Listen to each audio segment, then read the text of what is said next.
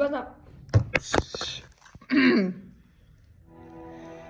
How far would you go for power, money, maybe even revenge? Kill, betray, or steal? You thought maybe you could trust your bank with your treasures, but you were wrong.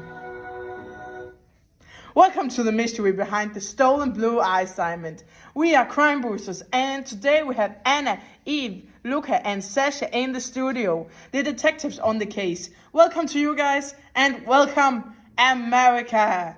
Today we will dive deep into the investigation of the stolen diamond.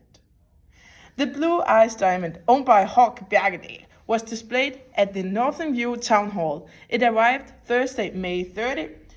But the next morning at 9 a.m., there was no diamond to be seen. The police didn't have any explanation for how the diamond was stolen, so they asked the professionals for help. Yes, so we got a letter from Officer Kenneth Johnson.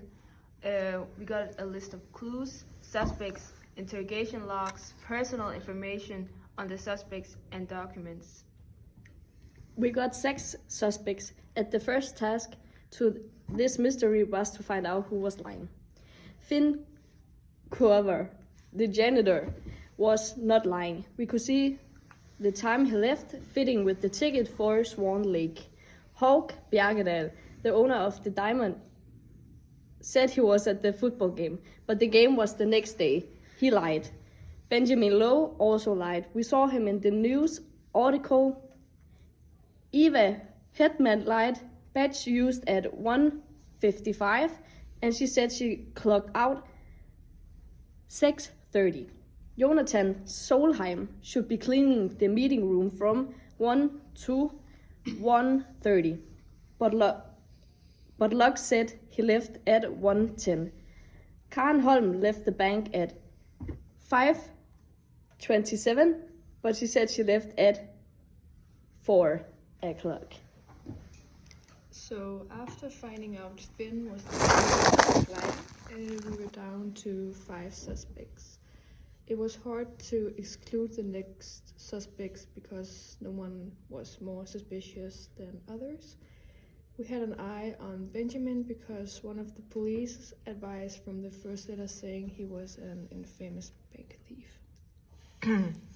Yeah, and as the time went by, we got a new letter with some interesting evidence. We got a map over the office building, and that led us to Benjamin, because we knew that Benjamin was an old tech expert. So we looked into his personal information, and if you see the map, you can see there is a smudged line that only could appear if you were left-handed. Yeah, so we looked at the personal information to see if anyone was left-handed, and Lou was the only one who was left-handed of the suspects. So that led us to Benjamin Lowe was the one that had left the evidence at the bank. We knew that Finn wasn't a part of anything, and now Benjamin was arrested for attempting to steal the diamond. So now we have 4 remaining suspects. So the new strategy was to find out if any of the suspects had any motives. We hacked the system and logged in on Hawk's private account, where some exciting data was found.